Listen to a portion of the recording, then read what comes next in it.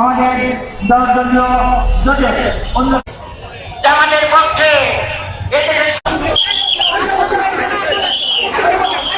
যশোরের চৌগাছায় জামায়াত সহ 10 দলীয় জোটের দাঁড়িপাল্লা প্রতীকের সমাবেশ অনুষ্ঠিত হয়েছে। 22 জানুয়ারি বৃহস্পতিবার বিকেলে শহরের প্রাণকেন্দ্র অবস্থিত লাইটিং চত্বরে এই সমাবেশ অনুষ্ঠিত হয়।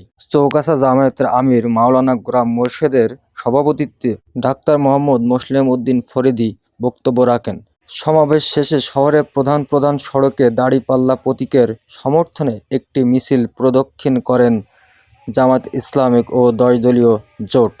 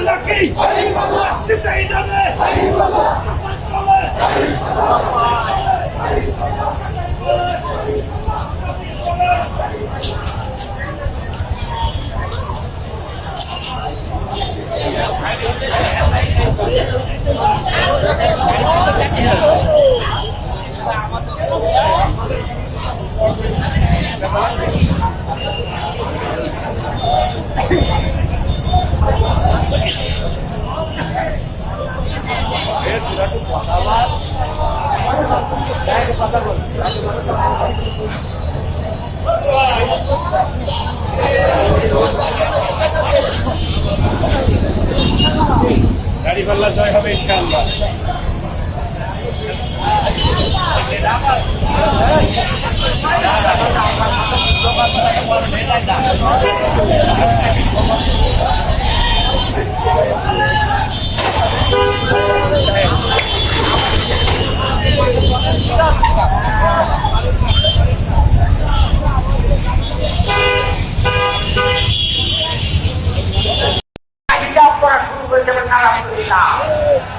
সংগ্রামী ভাইজন, এই জন্য মাঠ ইসলামী আন্দোলনের পক্ষে, জামাতের পক্ষে, এদেশের সাধারণ জনতা, এদেশের ভোটাররা, এদেশের বুদ্ধিজীবী, এদেশের ব্যবসায়ী, এদেশের উকিলরা, ডাক্তাররা, ছাত্ররা, সর্বশ্রেণীর মানুষ আজ জামাতের দিকে মুখ জাতক পাখির মতো চেয়ে আছে।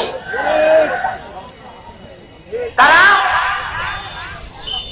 জাতক পাখির মতো চেয়ে আছে।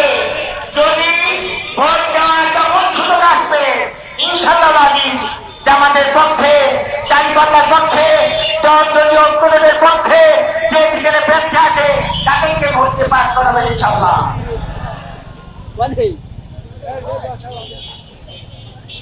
এই কারণে আমাদের যে কঠিন বাকি আছে সামনে, আমাদের বাড়ি বসে থাকতে হবে না, কাজ করতে হবে। আমি আহ্বান জানাচ্ছি আমার প্রান্তীয় সংগঠন বাংলাদেশ জামাত ইসলামী প্রত্যেকটা ভোটার, সমিতি সদস্য, রোকন কর্মী, ভাই বোন যেদিন আছে, আগামী 17-18 দিন আমাদের মাথায় ফেটা বেরিয়ে ডাকের পরিবার